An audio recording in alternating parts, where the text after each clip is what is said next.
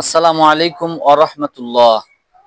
কাছে দূরে দেশে বিদেশে প্রবাসে যারা আমাদের এই অনুষ্ঠানে দেখছেন সকলকে শুভেচ্ছা ও আন্তরিক মোবারকবাদ। সম্মানিত দর্শক শ্রোতা ভাই এবং বোনেরা, আশা করছি মহান আল্লাহ রব্বুল আলামিনের অশেষ মেহেরবানিতে সকলেই ভালো আছেন। শুরুতেই মহান আল্লাহ রব্বুল আলামিনের শুকরিয়া জ্ঞাপন করছি আলহামদুলিল্লাহ। দরুদ ও সালাম প্রেরণ করছি জনাবে রাসূলুল্লাহ সাল্লাল্লাহু আলাইহি সাল্লাম। সম্মানিত দর্শক শ্রোতা ভাই এবং বোনেরা, আজকে যে বিষয়টি নিয়ে আলোচনা করব, বিশ্বনবী জনাবে রাসূলুল্লাহ সাল্লাল্লাহু আলাইহি সাল্লামের ৩টি আমল। আজকে আমাদের পরিবারগুলোতে অভাব অনটন দেখা দেয়। যে এমন পরিবার রয়েছে যে স্ত্রী স্বামীর কাছে ভালো কিছু যদি আবদার করে সেটা পূরণ করতে পারে না, সন্তান যদি বাবার কাছে ভালো কিছু আবদার করে সেটা পূরণ করতে পারে না। পরিবারগুলো অশান্তির মধ্যে ডুবে আছে। সম্মানিত দর্শক শ্রোতা ভাই বোনেরা, বিশ্বনবী জনাব রাসূলুল্লাহ সাল্লাল্লাহু আলাইহি সাল্লাম বলেছেন, ৩টি আমল যদি কেউ করতে পারে ওই পরিবারে অভাব অনটন থাকবে না। সুবহানাল্লাহ ওয়া বিহামদিহি।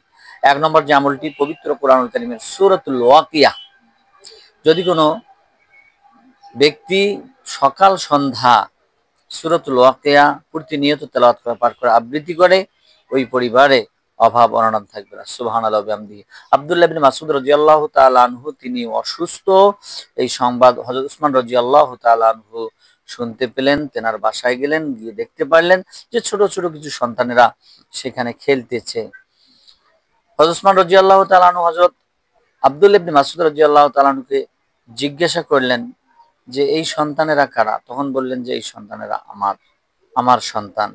তখন বললেন যে তোমার যে অবস্থা, তো তোমার সন্তানদের জন্য তুমি কি রেখে যাচ্ছ? তখন হযরত আব্দুল্লাহ ইবনে মাসউদ রাদিয়াল্লাহু তাআলা আনহু বললেন যে আসলে আমার সন্তানদের জন্য আমি একটা আমল শিখিয়ে যাচ্ছি, যে আমলটি আমি বিশ্বনবী জনাব রাসূলুল্লাহ সাল্লাল্লাহু আলাইহি ওয়াসাল্লামের কাছে শুনেছি, যে আমলটি করলে অভাব অনটন থাকবে না। সুবহানাল্লাহি ওয়া বিহামদিহি। সে আমলটির কথা বললেন যে আমার সন্তানদেরকে আমি শিক্ষা দিয়ে যাচ্ছি যে সূরাতুল ওয়াকিয়া তারা প্রতিনিয়ত তেলাওয়াত করবে, প্রতিনিয়ত সকাল সন্ধ্যা তেলাওয়াত করবে।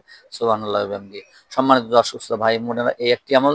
২ নম্বর যে আমলটি হলো, যে পরিবারগুলোতে ৫ ওয়াক্ত নামাজ আদা করে, ৫ ওয়াক্ত নামাজ আদা করে, গার্জিয়ান কর্তৃপক্ষ থেকে শুরু করে ফ্যামিলি মেম্বার সকলেই ৫ ওয়াক্ত নামাজ আদা করে, ওই পরিবারে কোনো অভাব অনটন থাকবে না, বলেছেন বিশ্বনবী জনাব রাসূলুল্লাহ সাল্লাল্লাহু আলাইহি সাল্লাম।